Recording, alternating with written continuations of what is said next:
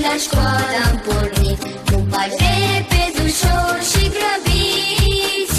Uniforme aveam, fericiți noi eram, parcă ieri, parcă ieri, parcă ieri. Anii au trecut ușor, ca un ful de cocor, ca un fulger ce trece prin nori. Am avut bucurii, am legat prietenii, prietenii, prietenii, prietenii. Am avut bucurii, am legat prietenii, prietenii, prietenii, prietenii.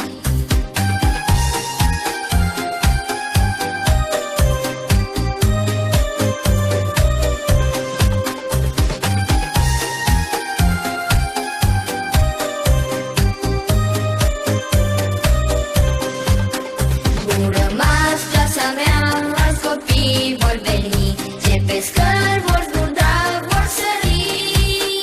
Că și noi am sărit, că și noi te-am iubit, dar acum te-am părăsit, te-am părăsit.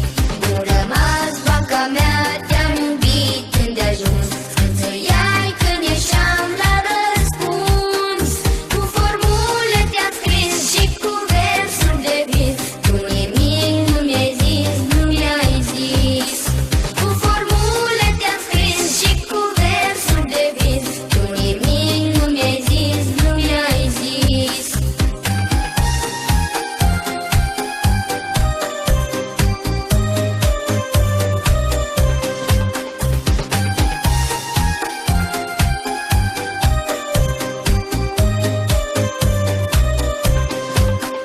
Bun rămas catalog învechit, prăfuit, despărțirea acum a sosit. Câte note le-ai dat, câte lacrimi le-ai luat, dar acum am plecat, am plecat. Nu rămas, doamna învățătoare, spune-mi cu fiori, chiar de v-am supărat uneori. Toate ni le-a certat, dar acum am plecat, drumul vieții de azi s-a schimbat. Toate ni le-a certat, dar acum am plecat, drumul vieții de azi s-a schimbat.